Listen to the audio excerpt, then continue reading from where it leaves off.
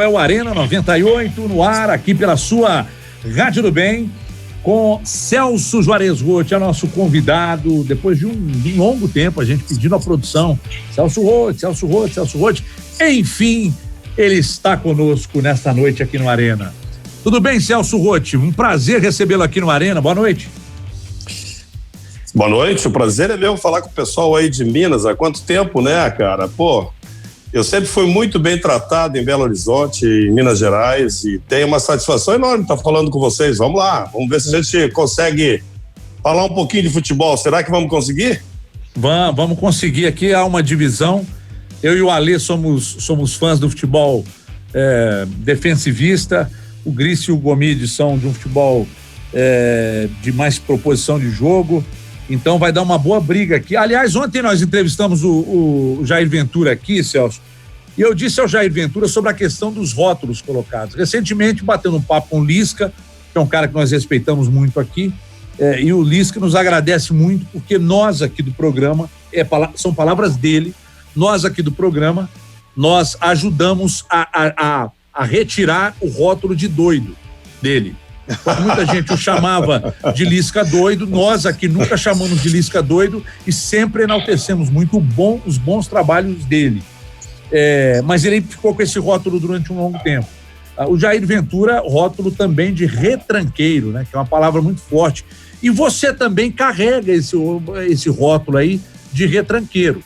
Mas você nas entrevistas sempre diz que gosta de jogar das duas maneiras. Como é que você lida e se isso acabou atrapalhando sua carreira de um tempo para cá, isso acabou tirando um pouco das possibilidades, isso te atrapalhou ou não te atrapalha?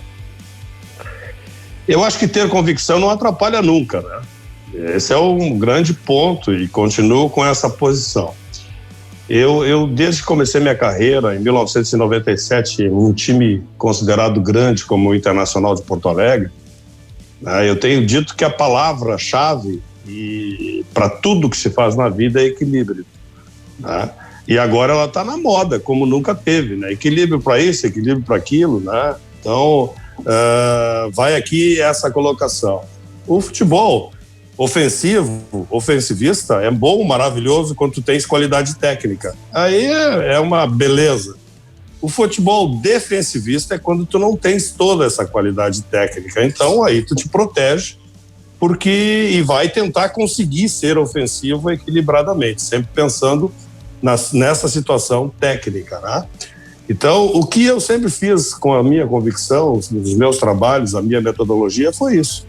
É ser um cara equilibrado, fazer e ter a noção e o mapeamento do meu grupo para ver qual é a condição dele e, a partir disso, então, montar o que a gente acha de importante e interessante para aquele grupo.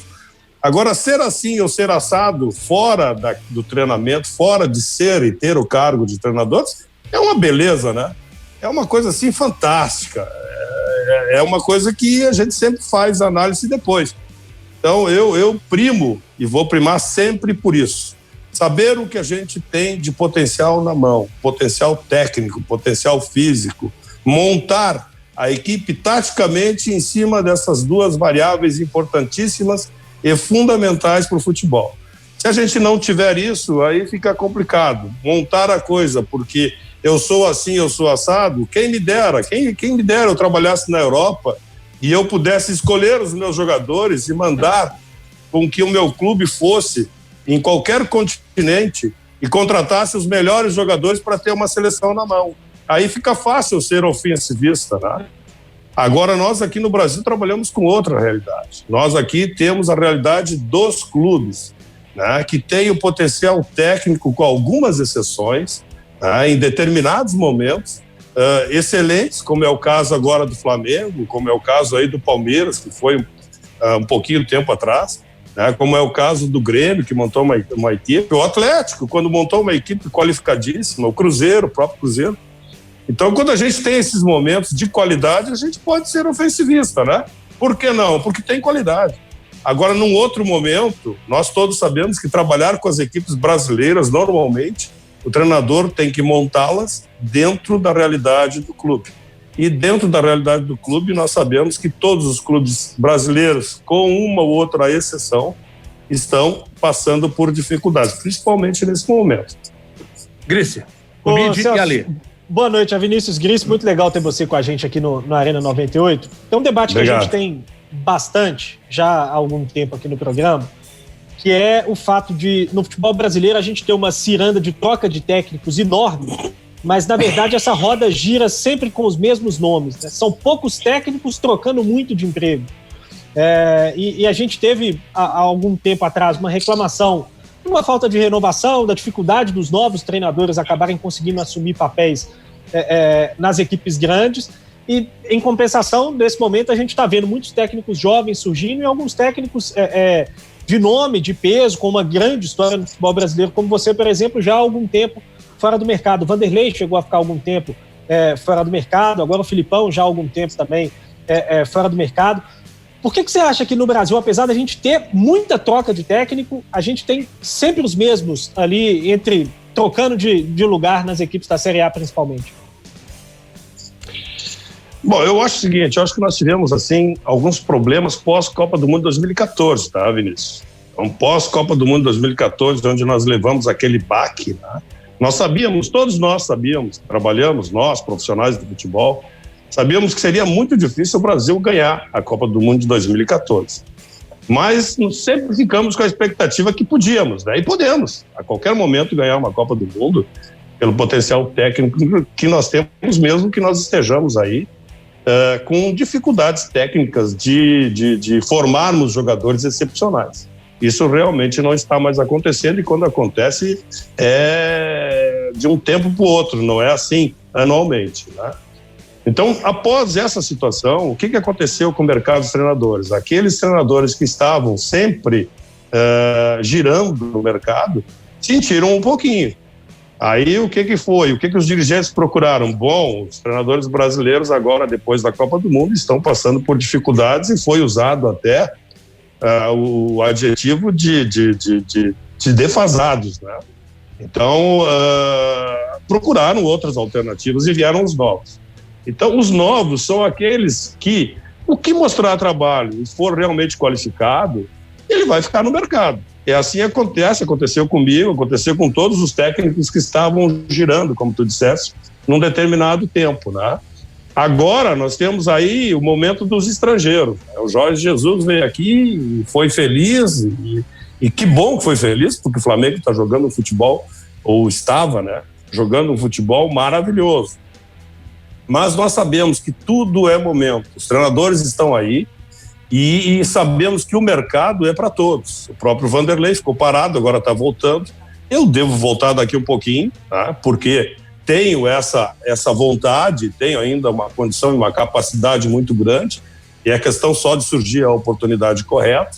O Felipe está num momento, talvez, depois de tanto tempo estar no mercado, trabalhando e mostrando trabalho e ser um treinador vitorioso, talvez dê um pouquinho de stand-by aí, né, para poder dar uma segurada e ter a sua vida dentro daquilo que ele deseja, junto com a sua família.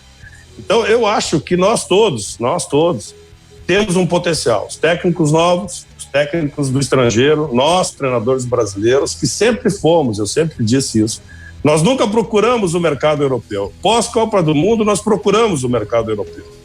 E eu me lembro que eu já há muito tempo tenho uma ligação com o mercado europeu, uma ligação com o mercado da Itália, por exemplo, onde eu fui a Coverciano, que é uma escola, e a escola de treinadores italianos, se não a mais famosa, uma das mais famosas do mundo, perto de Firenze. E lá eu fui dar algumas palestras, e lá eu dizia, já em 2001, antes de assumir o Palmeiras, que o futebol brasileiro não tinha essa ligação. E os profissionais que estavam fazendo o curso de treinadores lá me disseram, principalmente o presidente, na época, da escola de treinadores de Coverciano, me disse, o treinador brasileiro tem o nariz empinado, o treinador brasileiro não se interessa pelo mercado europeu, porque simplesmente nós brasileiros éramos até então 4 vezes campeão do mundo, né? Então tínhamos um status altíssimo. Depois da Copa do Mundo, aí todo mundo passou a fazer curso, procurar isso, procurar aquilo, né? Então essa roda fez com que os dirigentes também procurassem alternativas, né? Nós sempre falamos dos treinadores sobre essa situação. O dirigente, ele está ali, ele tem que procurar a sua alternativa, ele normalmente é vindo ou está vindo de uma outra área, e aí pode complicar um pouquinho a escolha dele, vai pela escolha do momento. E é isso que sempre aconteceu. Mas, como sempre, todo técnico qualificado vai ficar no mercado, seja ele novo, seja ele estrangeiro, ou seja ele daqueles treinadores que estiveram no mercado por um bom tempo. Ô Celso, boa noite para você, é o Alexandre aqui no estúdio. Eu sempre fui fã do seu trabalho e quando eu falava isso, o pessoal falava, é porque você gosta de retranca, é por isso que você gosta do Celso Rotti. Vou lembrar um pouquinho da sua passagem aqui em 2009 no Atlético, onde você comandou aquele time, que era, né, bem limitado, chegou a ser líder do campeonato, depois na reta final acabou caindo. Eu vou te fazer duas perguntas. Primeiro, você sentiu que houve algum boicote ao seu trabalho com relação àquele ano, na reta final ali, quando o time patinou, tinha tudo para classificar para Libertadores e não se classificou? E segundo, a sua saída do Atlético teve algum trauma, alguma rusga com o Alexandre Calil, que era presidente da época, ficou alguma mágoa, alguma coisa com relação à sua saída em 2009, Celso? Bom, 2009 me remete a 2003. É a minha primeira passagem pelo Atlético, né, que foi fantástica. Com a vinda do Calil aqui em Porto Alegre para nós conversarmos, e depois nós fizemos um trabalho também considerado, e acho que em termos de colocação no Campeonato Brasileiro fomos muito bem, né? Bom, 2009, sobre esse teu questionamento de 2009, não houve boicote nenhum, não. O problema é esse, né? Quando a gente chega num clube com a temporada em andamento, a gente tem o potencial real do clube, presente do clube, né? E começa a fazer um trabalho. Até então, eu não me lembro agora qual a posição do Atlético em 2009, nós iniciamos, aliás, o Campeonato Brasileiro, e começamos a trabalhar.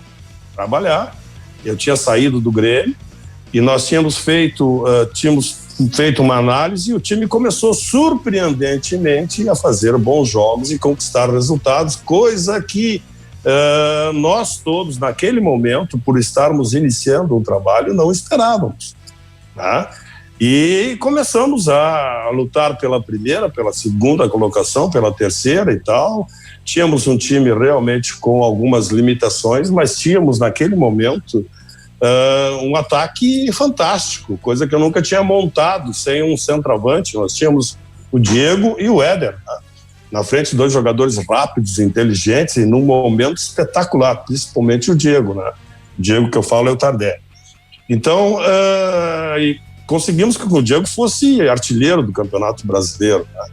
Então, nós chegamos num jogo, e vocês vão lembrar disso, contra o Flamengo, que acabou sendo campeão brasileiro, aí no Mineirão, na frente do Flamengo, não me lembro agora a posição que nós estávamos, mas estávamos liderando o campeonato, né? E naquele jogo nós tivemos um revés de 3-1, 3-2, não me lembro agora.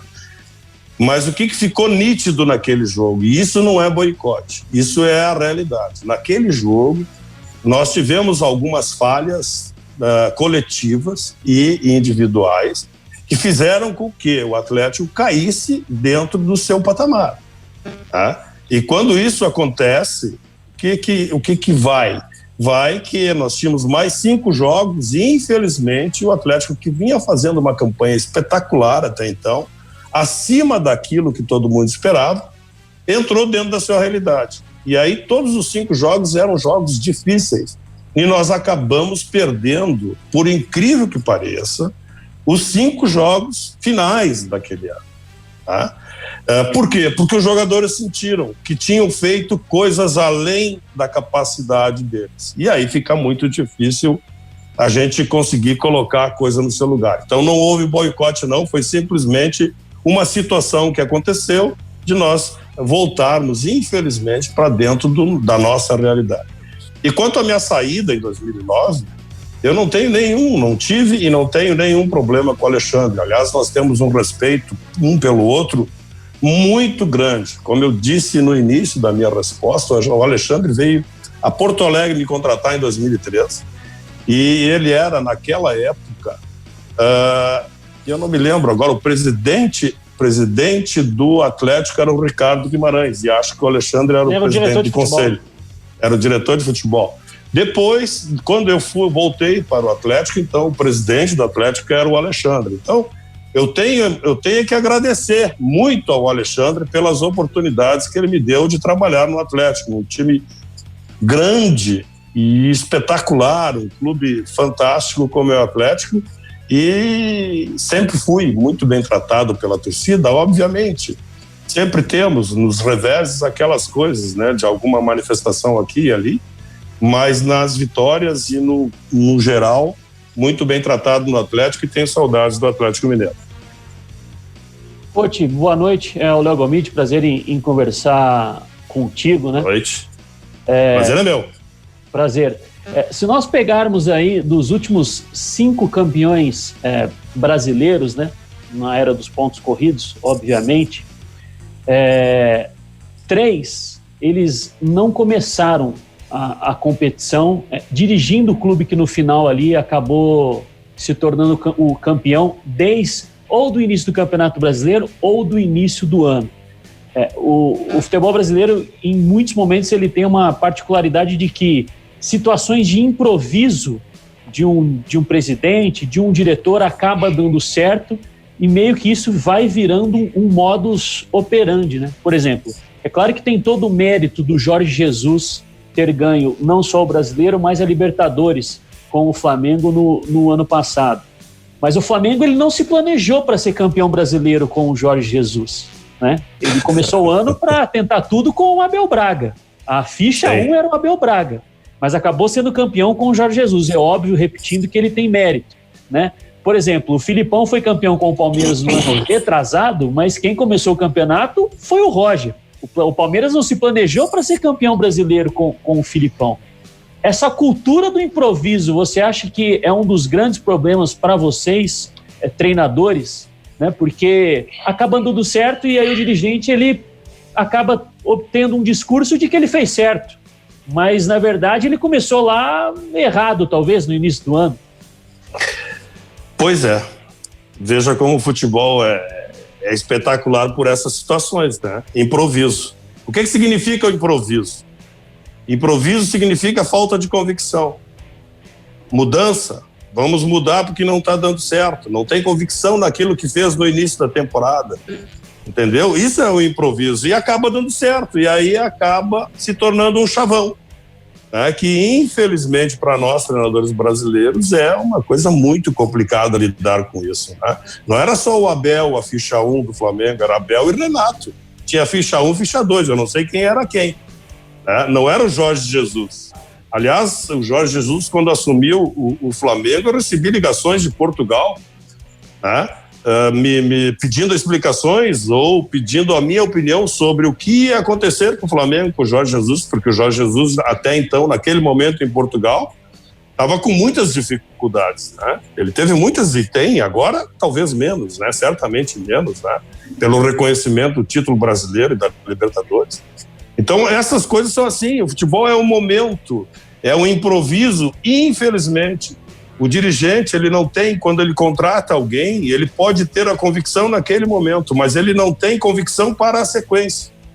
Porque futebol, bom trabalho, trabalho qualificado não significa vitória. Trabalho qualificado e um bom trabalho tem que se dar tempo, às vezes vem logo, e às vezes não vem tão logo assim. E quando não vem logo, acaba se fazendo um improviso. E aí, uma sequência de trabalho desenvolvido por alguém pode dar resultado na mão de outro. Então, esse é o futebol brasileiro. E o treinador brasileiro, o profissional do futebol brasileiro, o treinador que é responsabilizado por tudo, principalmente pós-Lei Pelé, né, que os jogadores passaram a ter uma segurança fantástica sobre os seus contratos e o treinador não. Né? Ele acontece assim. Ele acontece com essa situação que tu acabaste de falar e falaste muito bem. Isso significa pesquisar. Como eu gostaria, né, mudando agora completamente a tua colocação, que as pessoas, quando falam que eu sou retranqueiro, pesquisassem a minha carreira para ver quantas retrancas eu fiz na vida. Né? Então, essa é uma situação que as coisas são assim, as pessoas falam por falar, as pessoas fazem por fazer, e as pessoas são campeãs. Às vezes, muitas vezes não sabem por quê, nem porque são campeãs, nem porque perdem. E eu também me coloco nessa situação, porque eu fui campeão da Libertadores com o Internacional em 2010 e depois perdi uma classificatória na Copa do Mundo por um time africano, coisa que nunca tinha acontecido com um time brasileiro. Então, futebol é exatamente isso, é um momento, tem que se aproveitar o momento. E talvez isso nos traga realmente muitos problemas e problemas sérios. E é essa situação atual que está o futebol brasileiro e de uma não desorganização, mas uma falta de coisas que a gente poderia fazer melhor pela qualidade técnica que nós temos. Ô Celso, vocês entendem que há um problema no processo de gestão dos clubes quando, por exemplo, eu contrato o Celso Roth, dou a ele um elenco e aí o Celso Roth começa o campeonato estadual e o time não deslancha, e o Celso Roth me procura, o presidente diz para mim, olha, o presidente, com esse elenco aí nós não vamos conseguir muita coisa, não, mas é o que nós temos para o momento, e aí você vai lá, continua trabalhando e os resultados não vêm, você perde o estadual, que serve para derrubar treinador. Se você ganhar, não vai fazer a menor diferença. Aí daqui a pouco, você perde o estadual, ele te demite, vai começar o brasileiro, aí ele traz o Jorge Jesus e dá ao Jorge Jesus Felipe Luiz, dá ao Jorge Jesus Rafinha, Gerson, e aí montam uma seleção e o Jorge Jesus vai lá e pimba, ganha o Campeonato Brasileiro, ganha Libertadores, Escambau e Madureira. E você acha que esse é um problema que vocês enfrentam nos clubes? Você é obrigado, por vezes, a segurar a bomba num elenco que tem sérias limitações, mas o cara que substitui depois consegue vários reforços e a culpa do trabalho mal feito cai no seu colo? É por aí, infelizmente é isso mesmo, às vezes até essa colocação, ela tem uma coisa a mais que eu gostaria de colocar. Às vezes se faz um bom trabalho no primeiro semestre num campeonato regional, não se consegue o campeonato regional, mas esse trabalho vai dar fruto na mão de outro. Isso também acontece sem contratação. O caso do Flamengo foi diferente. Tinha assim um trabalho, bom ou ruim, não sei, não posso avaliar, né? Nem eticamente a gente não pode nem falar, mas o que aconteceu foi o seguinte: depois da saída do treinador no regional do Flamengo, o que aconteceu? Várias contratações vieram e as contratações deram certo. E esse trabalho do Jesus não foi tão bom assim, é que a gente tem a memória curta. O Jesus jogou 3, 4, 5 jogos e estava sendo questionado. Se não ganha do Emelec, perdeu para o Emelec lá no Equador. Se não ganha do Emelec no Maracanã, já o Jorge Jesus não ia ter todo esse retorno que teve. Por quê? Porque o futebol é assim, é impressionante, tem essa situação.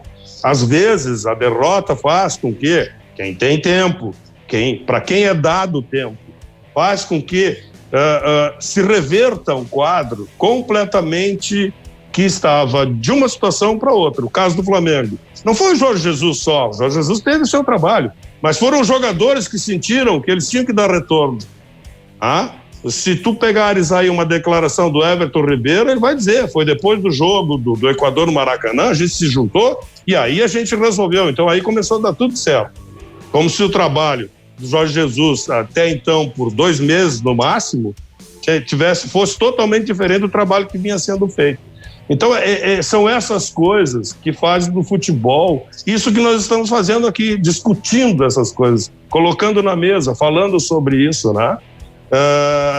E procurando essas alternativas. Agora, realmente, que nós temos um problema de gestão, não tenha dúvida. Porque se fala muito de comissão técnica, se fala muito do treinador defasado. E os dirigentes? Qual é o curso que fazem? Qual é a especialização que fazem? Qual é a ligação que fazem com o futebol europeu? Como é que nós vamos administrar o futebol brasileiro? Como é que nós vamos melhorar o futebol brasileiro? E as categorias de base? O que nós queremos? O que nós vamos fazer? Vamos formar o quê? Só jogadores de futebol? Não vamos formar cidadão? Nós temos que formar cidadão, tá? Não é só jogadores de futebol, essa lacuna é muito séria no futebol brasileiro. Muito séria, eu já venho falando disso há horas, há anos, e ninguém se importa, porque o futebol ele tem assim, uma situação muito clara de ser um segmento que paga um imposto daquele, sei lá eu qual é o percentual, para poder dar retorno, né? Mas qual é o retorno que nós estamos dando? Nós estamos formando jogadores de futebol que infelizmente saem de uma situação de R$700 por mês, em um mês está ganhando 7 mil, depois vai para 70, depois vai para 700. Como é que vai se integrar à sociedade e essa pessoa como ser humano, como parte de uma sociedade? De que maneira vai fazer isso? De que maneira vai gerir a sua própria carreira? Então, isso é uma lacuna muito grande que me preocupa há anos já. E as coisas vão andando porque o futebol brasileiro é aquilo, deu resultado, é o improviso. E o Gomide falou anteriormente, é tudo isso, é tudo improvisado, não é planejado. Não, e se tem planejamento, dura até 2, 3 derrotas. Depois disso vai para o saco. E aí quem paga a parte mais fraca, que hoje no futebol é o treinador. Antigamente não era o treinador. Hoje é o treinador, porque é um só. Ou são 4, 5. É mais fácil demitir 4, 5 do que tirar do plantel um jogador que faz um contrato de 2 anos e renova no final do primeiro ano e depois se machuca e joga só meia dúzia de partidas, né? Então, isso é uma coisa muito complicada e muito difícil. Não para você, obviamente, muito preocupado com a ética profissional, você não vai tecer nenhum tipo de comentário, se aliás quiser ficar à vontade, contra os atletas que eu vou citar, mas contra a atitude caso fossem atletas seus. Aconteceu aqui ontem em Belo Horizonte, aliás, hoje de manhã eu fiquei possesso com essa história. Ontem à noite aqui em Belo Horizonte, o Casares do Atlético e o Otero também do Atlético foram flagrados, filmados, não estavam fazendo nada escondido de muita gente, porque tinha muita gente lá na quadra Society. Eles estavam primeiro batendo uma pelada, né, e as férias já acabaram, então tem a responsabilidade e os riscos, né, do comportamento deles em bater uma pelada com os amigos. Eles estavam batendo uma pelada e ali na pelada um fazia gol e era abraçado e apertava a mão do outro e aquele negócio todo. E o clube já havia solicitado os próprios jogadores mais experientes, líderes do grupo, orientando sobre a necessidade dos cuidados, falando sobre a questão de ter cuidado para voltar ao futebol, né? Respeitar os atletas, porque se eles têm uma saúde realmente acima da média, que são atletas de alto nível, tem uma mãe, tem pai, tem familiares que podem ser contaminados, enfim. Como é que você vê, se fosse um atleta seu, você é treinador, e você descobre que mesmo não tendo as atividades do futebol, atletas seus estão cometendo esse tipo de ato, né? Bom, primeiro, se fossem pessoas comuns já estavam errados, como estavam ontem todas as pessoas envolvidas nessa pelada. Mas como é que você observa tudo isso, essa alienação, não levar a sério? Os jogadores sabem que nos seus países, desculpa por me alongar demais na pergunta, mas acho que é necessário me alongar. Os jogadores sabem que nos seus países as situações estão muito complicadas, os Casares principalmente. No Equador as pessoas estão esperando, os corpos estão espalhados pelas ruas, porque não tem urnas, não tem atendimento nos hospitais. Como é que você analisa uma situação como essa num período tão complicado como que a gente está vivendo? Complicadíssimo, tu já disseste tudo. Eu acho que a análise superficial, assim, de imediato, irresponsáveis, né? Não só os dois, todos que estavam lá.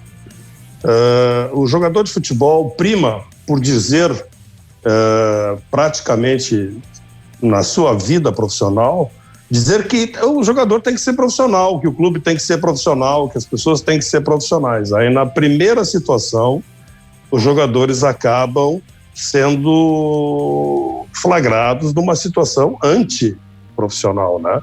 Então é realmente difícil a gente analisar esse tipo de atitude dos jogadores. Os dois são estrangeiros, independe disso, né?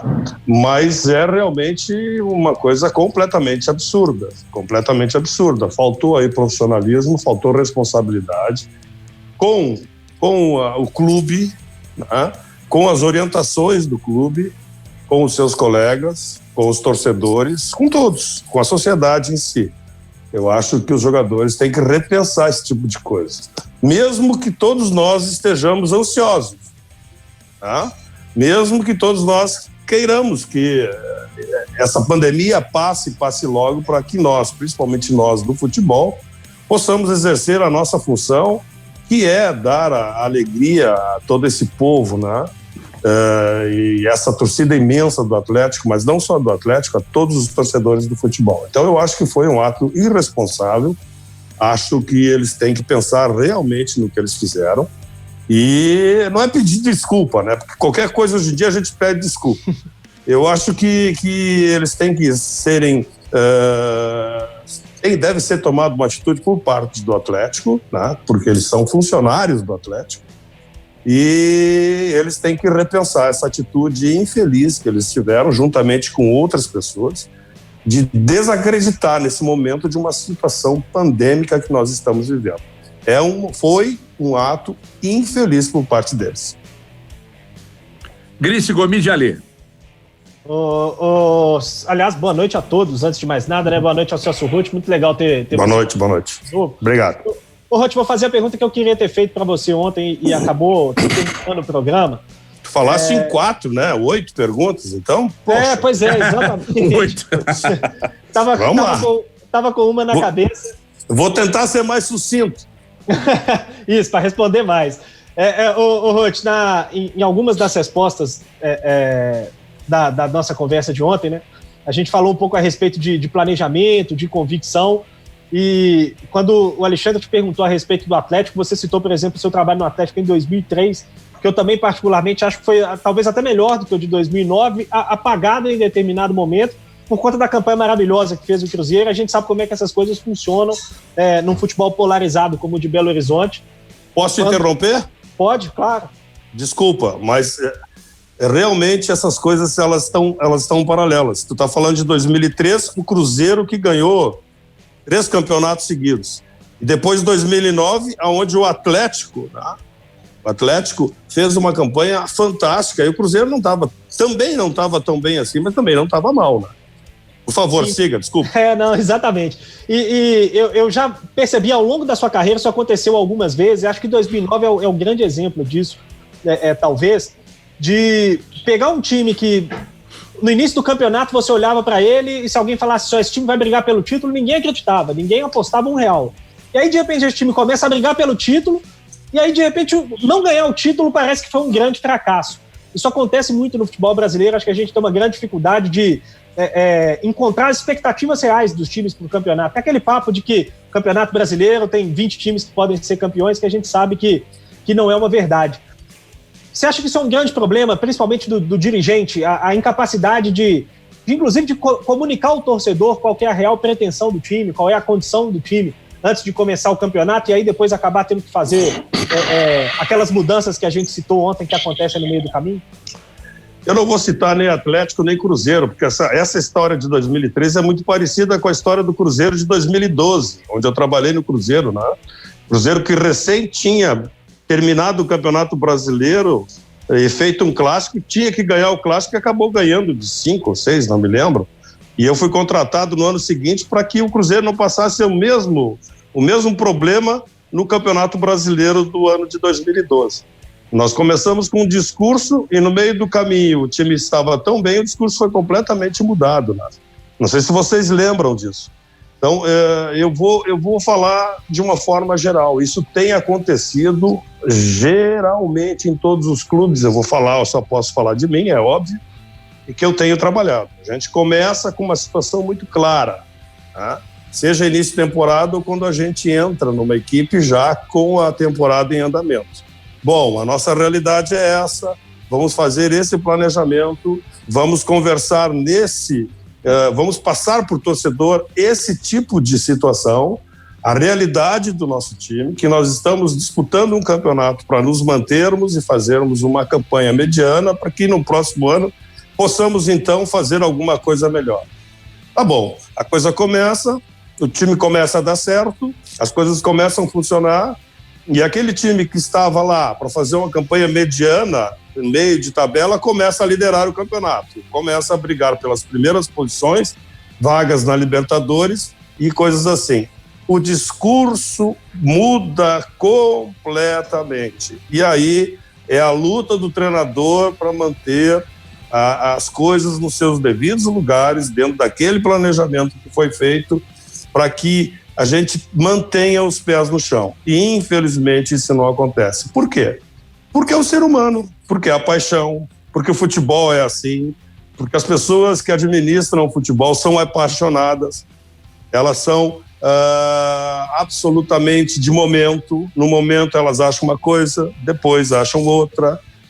É difícil para as pessoas que administram o futebol ter conhecimento do trabalho, não são do meio, são pessoas que vieram de outras situações e aí não conseguem administrar essa paixão. Elas são passivas, são apaixonadas. E aí a coisa fica dentro daquela situação que nós conversamos ontem. Ela fica dentro do vamos ver o que vai acontecer. O planejamento vai por espaço em qualquer situação de derrota. Tá? E assim, infelizmente, o futebol brasileiro vem sendo dirigido há décadas.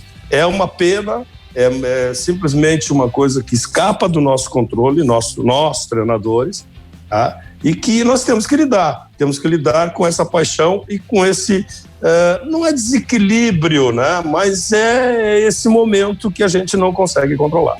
Ô Celso, eu vou até fazer uma pergunta meio que antecedendo um ano que você falou a respeito de 2009, né? No seu último trabalho que teve no Atlético, não em Minas Gerais o último, porque o último foi em 2012 no Cruzeiro, porque no ano anterior, 2008, eu trabalhava ainda em São Paulo e fazia a cobertura do São Paulo, e recordo que na primeira partida do retorno, um jogo lá em Porto Alegre, vocês venceram por 1-0.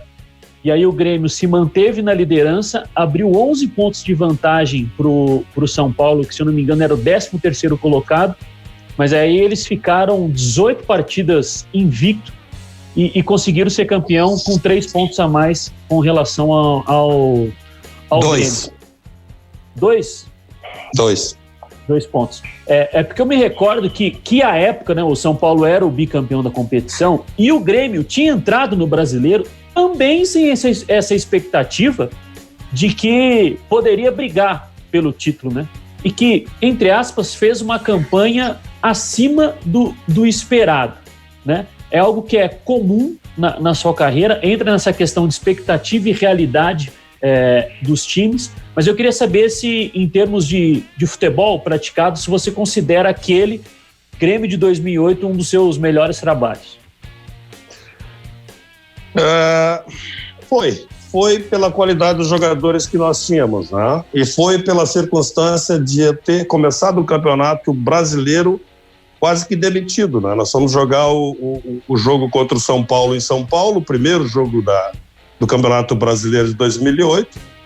Chegamos no hotel, meu presidente Paulo Doni me disse o seguinte: olha, cara, se tu não ganhar, tá demitido. Ganhamos 1-0 de São Paulo. E aí fizemos aquele campeonato maravilhoso, primeiro turno maravilhoso, né? Espetacular, com um time realmente com deficiências técnicas muito grandes. Aí nós montamos um esquema, fizemos um 3-5-2 ofensivo e conseguimos resultados muito, muito bons. Na virada, nós fomos o único time que ganhou do São Paulo na virada do turno, em Porto Alegre, 1-0, naquele jogo que tu lembra bem, gol do Pereira. Foi do Pereira, sim. E depois disso, competições paralelas ao Campeonato Brasileiro, Copa do Brasil, Libertadores e tal. As equipes já não estavam mais 100%, algumas pensando na Libertadores, outras na Copa do Brasil, e o Grêmio não. O Grêmio tinha uma competição e o São Paulo, com o seu plantel naquele momento, era simplesmente um time realmente com muita qualidade técnica. Nós tivemos também as nossas deficiências no segundo turno, né? Que apareceram e ficaram evidentes. A qualidade da equipe nós começamos a ter alguns problemas de reposição, algumas deficiências técnicas individual e coletivamente. E aí, além disso, o Grêmio ainda tinha, por cima, né, uma eleição. O Grêmio aqui faz a eleição em agosto, setembro, não sei bem. E estava com uma situação política muito desgastada. Mas tudo isso não alivia, né? Eu acho que nós fizemos um primeiro turno muito bom e um segundo turno deixamos a desejar, e o São Paulo teve a felicidade de ganhar. Isso é inédito, eu acho que nunca mais vai acontecer. São Paulo teve a felicidade de ganhar o segundo, só perdeu para o Grêmio, não perdeu mais para ninguém. É impressionante isso. Então, eu acho que esse tipo de situação é uma situação inédita. Foi um bom trabalho, mas não foi o melhor deles, não. Eu considero que eu tenho outros aí bem melhores, mesmo que eu tenha tido naquele momento uma equipe com, vamos dizer assim, sem desmerecer ninguém daqueles jogadores, uma equipe mediana. Nós fizemos um trabalho de primeira linha. Ô Celso, boa noite, Alexandre, prazer revê-lo aqui no Arena 98. Boa noite, Alexandre. Vou te perguntar sobre um atleta específico, a gente até falou dele ontem aqui, que foi o Diego Tardelli, né? Foi um dos seus principais jogadores em 2009, só que naquela época, 11 anos atrás, estava bem mais novo, no auge e tal, e ele voltou agora pro Atlético, né? Com seus 34 anos.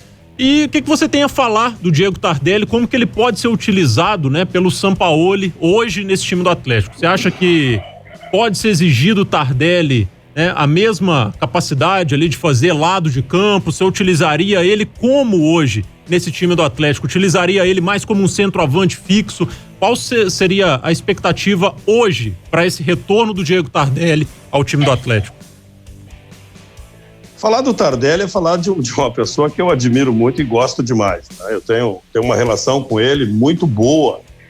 Sempre tivemos, claro. Depois o Tardelli saiu, foi para a China, né, e ficou fora. Aí a nossa distância ficou muito grande. Faz um tempo que eu não falo com ele, mesmo que ele tenha estado aqui em Porto Alegre nesse ano passado, né? Nós não conversamos. Eu admiro muito o Tardelli, admiro pela personalidade que ele tem, pelo jeito dele ser, pela capacidade técnica que ele tem. Foi uma das grandes surpresas e dos grandes trabalhos que eu consegui fazer com o jogador. Uma das passagens do Tardelli que eu disse para ele, lembro até hoje, e nós damos risadas juntos, que o dia que ele fizesse um gol de cabeça eu entraria em campo. Eu entrei e quase fui expulso. Mas o Diego é um cara espetacular que marcou muito a minha carreira e marcou muito esse trabalho no Atlético. Quanto ao dia de hoje, ele continua com a mesma capacidade técnica, pelo que eu vi o ano passado aqui no Grêmio, mesmo que ele não tenha sido aproveitado no Grêmio como eu acho que poderia ter sido, né? Mas óbvio que cada treinador tem o seu jeito de fazer as coisas. Eu acho que o Diego, mesmo que tenha essa capacidade técnica e essa velocidade de raciocínio, velocidade nos seus movimentos, já não tem mais e nem poderia, na minha opinião, fazer o trabalho de lado de campo.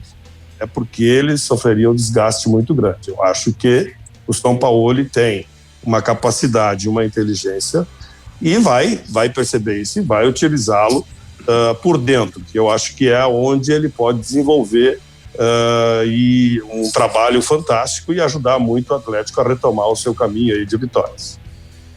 Ô Celso, nós estamos diante de uma polêmica que não é polêmica, de um assunto que vez por outro ele vem para a roda, e parece que há uma insistência em criar polêmica em cima dele, mas não é. É a questão do treinador estrangeiro que vem para o Brasil. Casos mais recentes do Jesus no Flamengo e agora do Sampaoli aqui no Atlético. Nós não assistimos muito uma operação contrária, né? De brasileiros invadindo ou trabalhando em outras ligas e tal. Isso acontece muito pouco, mas muito pouco.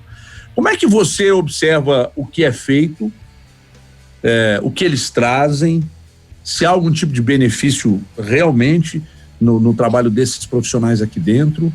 E uma outra questão. Os trabalhos funcionam e dão resultado porque eles chegam e eles recebem bônus. O que é esse bônus? Contratações de mais qualidade e acaba isso gerando um bom resultado? Bom, primeiro, deixa eu te colocar uma coisa. Nós temos saído sim do país, só não vamos para a Europa, tá?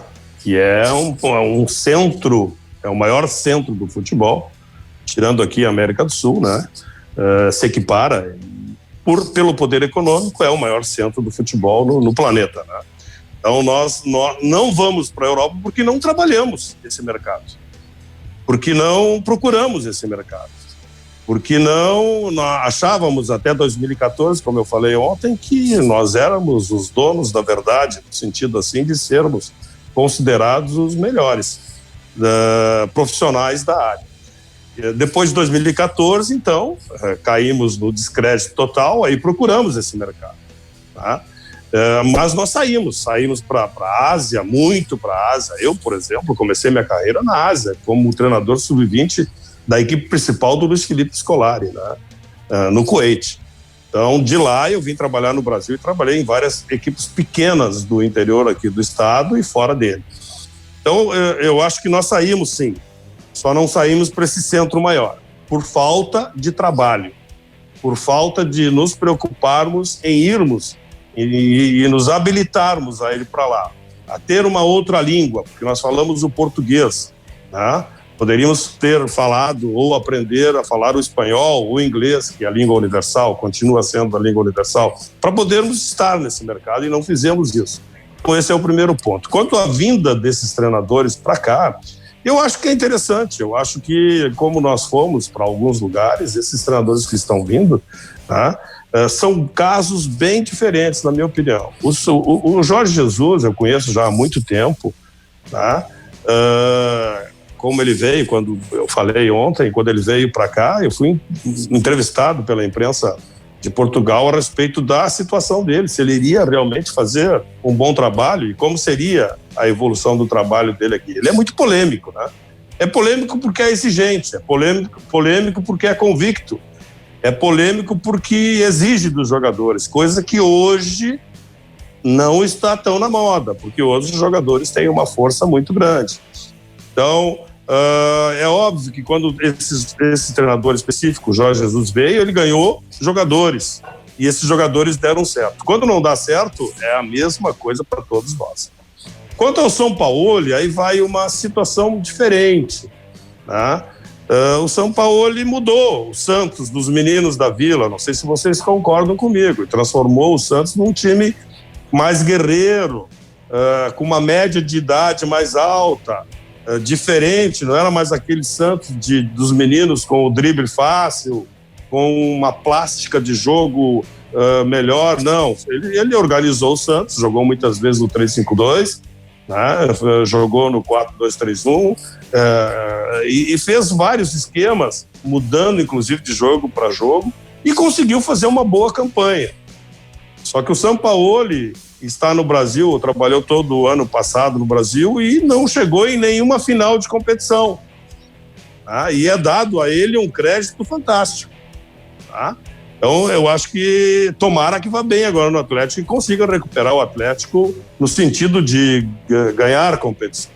Então, são coisas diferentes. Eu acho que eles vêm valorizar, sim, o nosso mercado, vêm para trazer algumas coisas novas.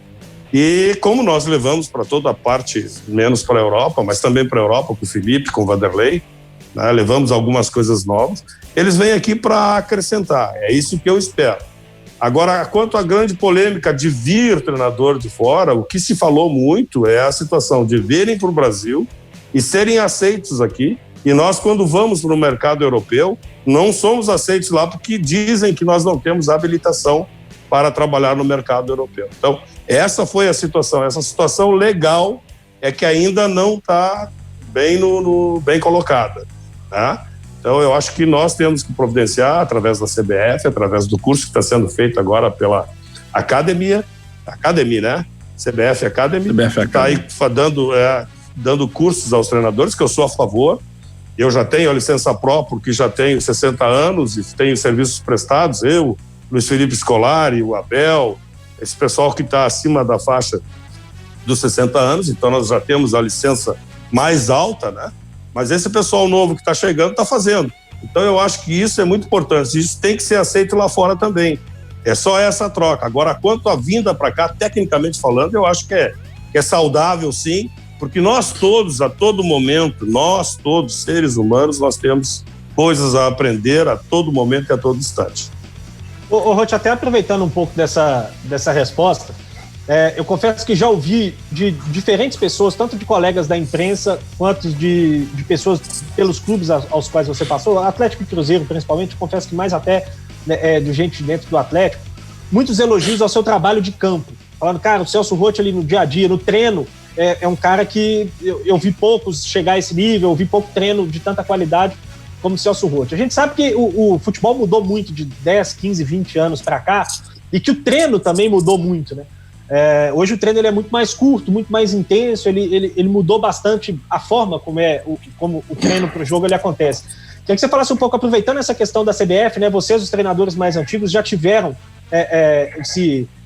não sei se benesse é a palavra correta, de receber o diploma do curso mesmo sem fazer por conta dos serviços prestados, mas queria que você falasse um pouco a respeito da importância mesmo do estudo para entender essa mudança pela qual o esporte passou e como que você tratou para mudar a sua metodologia, para mudar a questão de forma de lidar no dia a dia mesmo do treino com essas mudanças pela qual o futebol passou nesses últimos anos. Muito bem. Bom, a primeira coisa que mudou antes de nós entrarmos no curso em si, a primeira coisa que mudou foi a uniformidade dos campos. Não sei se vocês vão concordar comigo. A medida da FIFA, a construção das arenas, fez com que o futebol mudasse. Por quê? O campo de jogo está menor. Então, menor espaço, maior o quê? A intensidade. Então, foi isso que mudou, essencialmente, física e tecnicamente no futebol. Hoje, nós não podemos mais dar trabalhos longos, e sim mais intensos e curtos. Porque o jogo está assim, tá? O jogo está assim, ele está rápido, tem que pensar rápido, tem que ter movimentos rápidos, tem que ser reativo, tem que saber trabalhar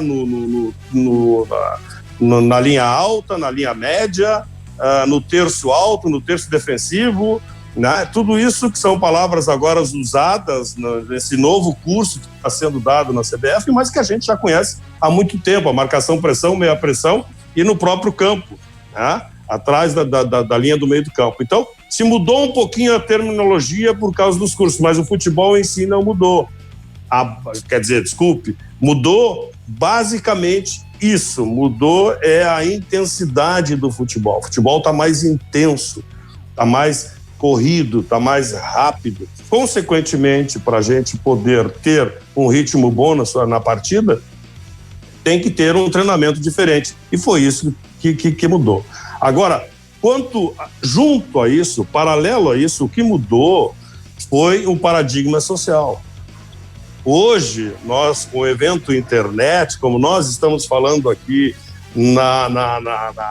agora, online, todo mundo junto na telinha, e os nossos ouvintes e telespectadores estão nos vendo, isso é modernismo, isso é tecnologia, isso mudou, isso os jogadores estão fazendo, estão sabendo.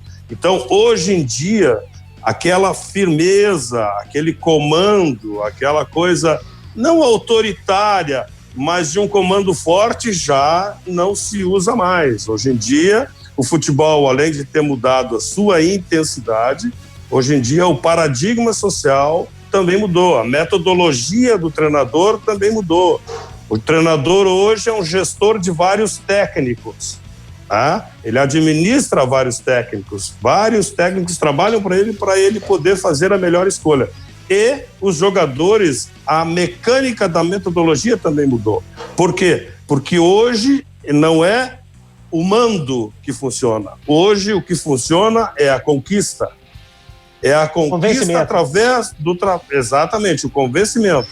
A conquista da exposição do seu método de trabalho, da sua maneira de trabalhar, vai fazer com que os jogadores, através dessa conquista, tenham o convencimento e acreditem no seu comandante e façam com que as coisas funcionem de acordo com o que ele está determinando. Então, intensidade, conquista, através da mudança do paradigma social. E, além disso, a terminologia, né? Nós hoje não falamos mais contra-ataque, nós falamos de time reativo. Hoje nós não falamos mais marcação, pressão, falamos em linha alta. Não falamos mais marcação meia pressão, falamos em linha média. Então, no terço do defensivo, no terço ofensivo. Então, são terminologias que mudaram, mas o futebol, dentro da sua essência, basicamente mudou foi isso. Foi a velocidade, porque diminuiu o campo, aumentou a pressão. Quanto menor o espaço, maior a pressão. E se a gente olhar para o Campeonato Brasileiro, a gente vê poucas ideias diferentes com relação aos 20 clubes que disputam a competição. Você acha que é uma impressão correta? Você acha que nós estamos passando aos poucos a ter mais ideias dentro de um mesmo campeonato, como a gente enxerga em outros países? Bom, eu acho o seguinte, ó. Primeira coisa que eu vou dizer para vocês, o jogador brasileiro, existe uma lenda que diz que o jogador brasileiro não é tático. Não é verdade. O jogador brasileiro é tático, sim. Ele tem noção muito clara do que é uma tática. Mesmo que ele tenha, às vezes, dificuldades com seus estudos, por exemplo, tá? Mas ele sabe muito bem o que ele está fazendo ali, taticamente ele sabe se posicionar muito bem. A cobrança do treinador brasileira que tem que ser efetiva e mais efetiva. Todos os campeonatos, em qualquer parte do mundo, um time organizado taticamente, um time bem trabalhado fisicamente e dotado de bons jogadores tecnicamente, ele vai afunilando, ele vai se igualando. Mas lá no final, o que vai resolver é a técnica. Por quê? Porque a técnica é que vai dar o drible inesperado. A técnica é que vai fazer e vai ter a vitória pessoal e vai desarmar um esquema defensivo. Nós estamos falando agora, há pouco falávamos de terço defensivo, né? ou de uma linha defensiva. Nós estamos vendo as maiores retrancas nesse momento no futebol, seja no futebol brasileiro ou seja na UEFA, por exemplo, no campeonato europeu. Quantas vezes nós vimos aí os jogos da Copa dos Campeões, por exemplo, que todos os jogadores do time adversário estavam no terço final, no terço defensivo. Quantas vezes nós vimos isso na televisão? Mas saíam com uma velocidade imensa, é isso que nós estávamos falando anteriormente. Então, eu acho que todos os campeonatos, e aqui no Brasil também, nós temos isso. Agora, óbvio, como é que nós vamos ter coisas diferentes no campeonato brasileiro, puxando para o nosso campeonato aqui, se o treinador tem uma insegurança de ter que trabalhar 2, 3, 4 jogos? Uma vez era 2, 3 meses a gente tinha para trabalhar. Hoje a gente tem 2, 3, 4 jogos para trabalhar. E se não conseguir o resultado, sai. Então, como é que nós vamos ter alguma coisa diferente se nós não duramos 5, 6 meses? Há bem pouco tempo atrás nós dizíamos, para se fazer um trabalho bem feito, nós precisamos, não é 1 ano, nós precisamos de 2 anos. Quem é que está ficando 2 anos? Renato Gaúcho. Por incrível que pareça, o Renato Gaúcho está 4 anos no Grêmio. Qual é o outro treinador que teve essa longevidade? Qual é o treinador que foi longevo assim? Nós não temos isso. Como é que nós vamos modificar um panorama de um campeonato, se nós não temos segurança para trabalhar? Se ficamos, como eu disse anteriormente, 2, 3, 4 jogos e se não ganhar já tá com o pescoço a prêmio. Então esse é o grande problema, a falta de convicção, a falta de gestão, porque as coisas são feitas todas por paixão. Elas são feitas pelo momento. O momento da vitória é o momento da glória, o momento da derrota é o momento da catástrofe. E tudo que foi feito pode tirar fora, não presta. E isso é rotulado em cima de uma única pessoa, como se os jogadores não tivessem participação, como os integrantes da comissão técnica não tivessem participação, principalmente a comissão técnica do clube, porque quando ganha a comissão técnica do clube é boa, quando perde, só o treinador é ruim. A comissão técnica do clube fica toda lá. Então são essas coisas, são esses parâmetros, são essas avaliações que estão erradas. Então esse é o grande problema, por isso que nós não temos coisas novas. Nós temos coisas que estão sendo repetidas porque não se trabalha, a gente não conhece os jogadores, a gente não tem sequência para mudar, a gente não tem sequência para poder conhecer a capacidade do jogador na vitória, mas principalmente aonde? Na derrota. Qual vai ser a reação do jogador na derrota? Como é que ele vai suportar aquilo? Como é que ele vai ultrapassar aquele momento? Não se dá chance. Se troca o treinador, se bota a culpa no treinador, aí se começa tudo de novo. Até encaixar, não tem como fazer mudança. Lá que o Alê tá louco lá para fazer a pergunta. Pois não, Alê? A gente já falou do Atlético de 2009, Celso, e eu queria tocar num ponto do Cruzeiro de 2012, que foi o primeiro ano com o Gilvan de Pinho Tavares na presidência. E o Gilvan é apontado por muita gente aí como o presidente que começou a crise depois no Cruzeiro, da virada que ele fez, 2013-14, gastou muito, aquela coisa toda. E o Cruzeiro, infelizmente, nessa situação que se encontra hoje.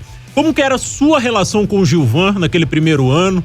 O que você percebia ali de intenções que o Gilvan tinha para sua administração? E por que você acha que tudo culminou nessa situação que a gente vê o Cruzeiro hoje?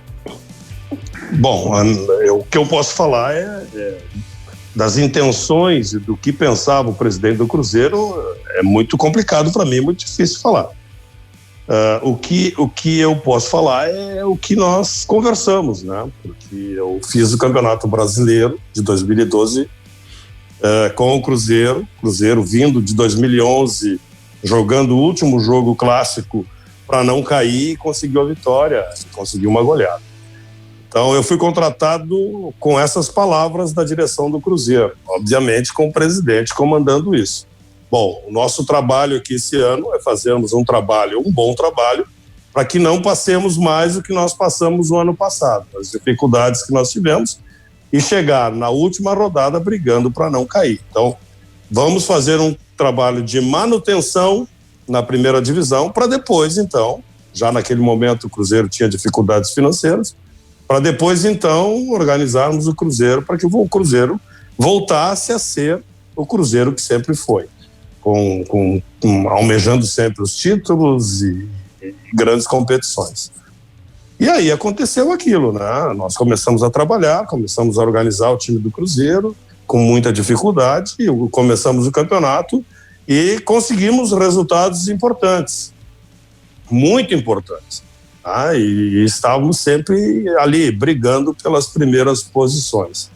Virada do retorno, o nosso presidente, então, o Gilvan, deu uma declaração que nos trouxe assim uma surpresa muito grande, porque deu uma declaração no Estado de Minas dizendo que o treinador da preferência dele, em pleno campeonato, na virada de turno, era o Vanderlei Luxemburgo.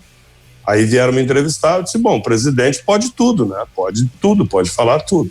E a partir daí, então, a nossa relação começou a sofrer um desgaste. Terminamos bem, tudo tranquilo, tudo bem. E o Cruzeiro brigou até o final por uma posição até na Libertadores, jogamos o Clássico e perdemos o Clássico no final 3-2, vocês lembram disso? 3-1, 3-2, acho que foi 3-2, estava 2-2 o jogo no campo do Atlético, né?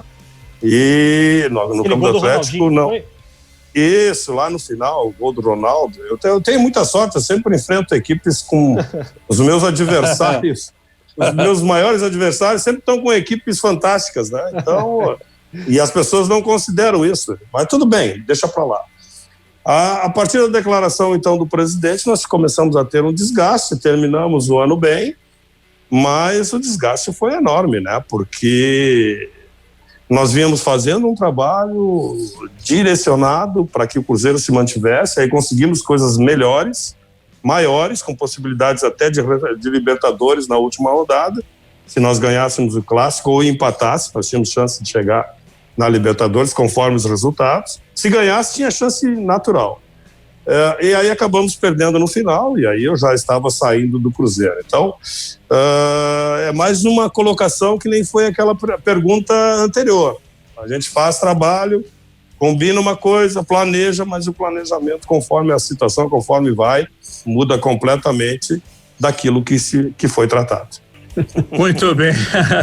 Roth, na Copa de 2018, desde o início da Copa, eu entendo que o Neymar, como a nossa única e maior estrela, não estava 100%, Eu entendo que isso tem uma importância muito grande, ou teve uma importância muito grande naquela situação.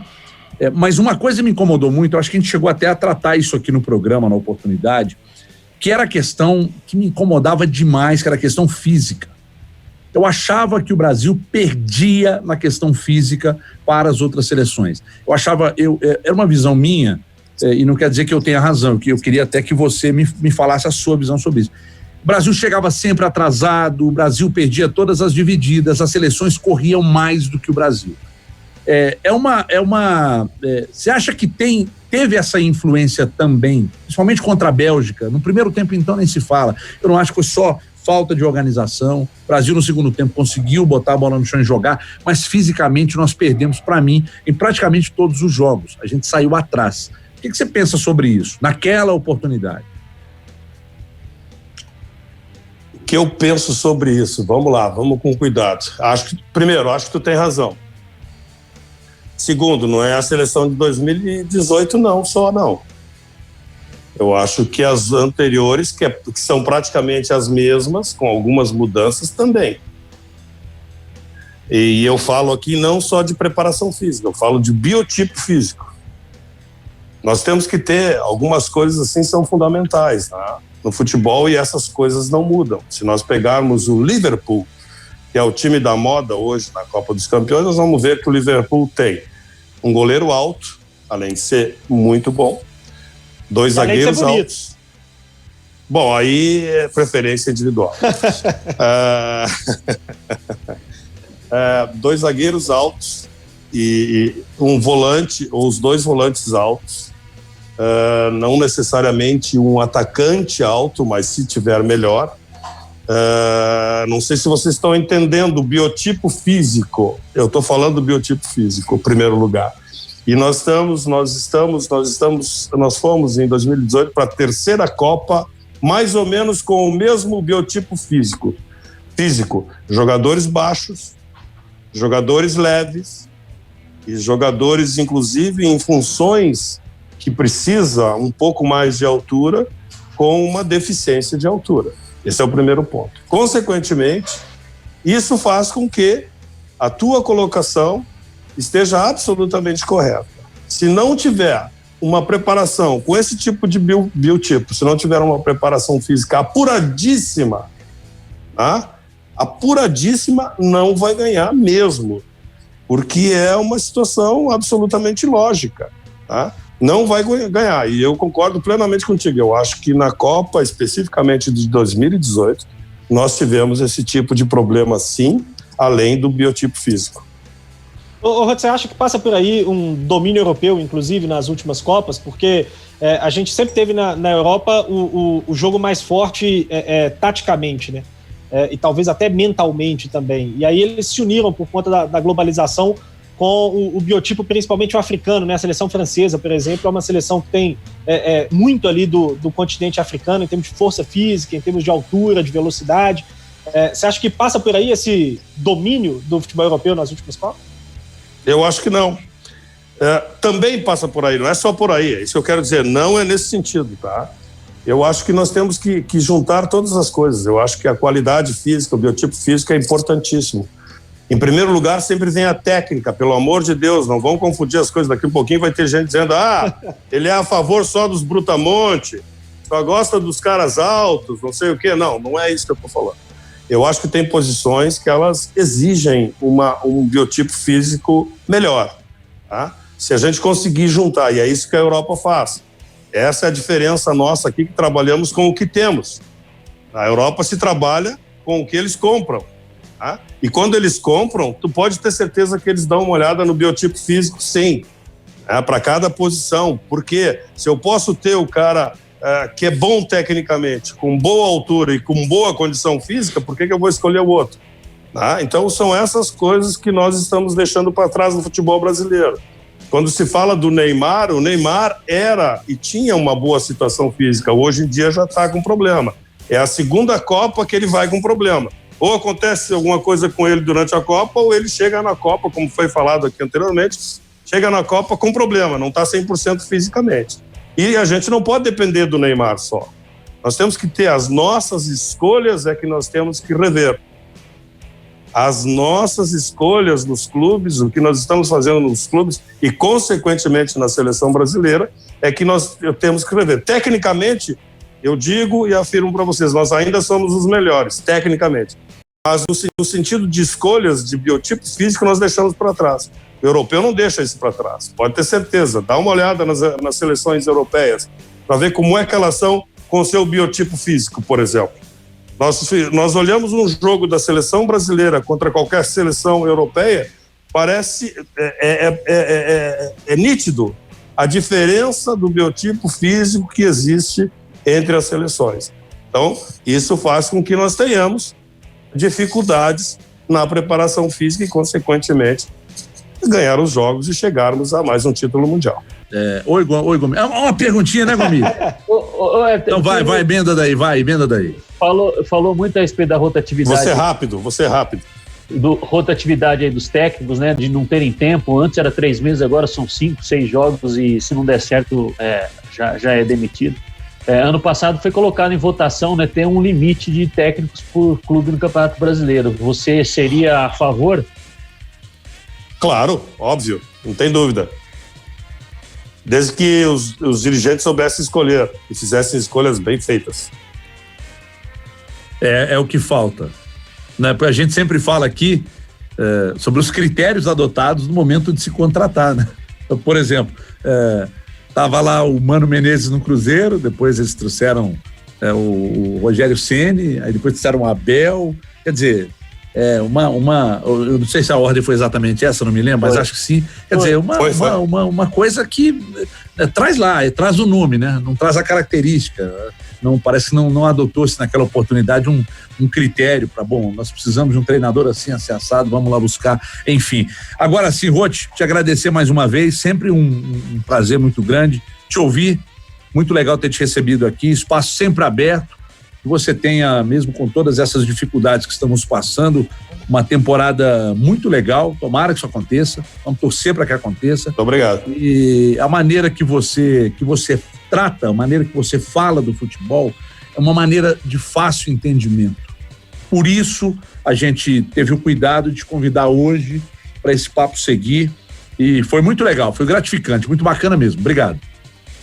Eu que agradeço, eu espero ter colaborado com vocês aí, a gente está à disposição aqui, tá bom? Um abraço para todo o pessoal de Minas, eu gosto muito de Minas Gerais e principalmente de Belo Horizonte. Abração. Valeu demais, valeu, grande abraço. Celso Juarez, nosso convidado nesta noite de Arena 98.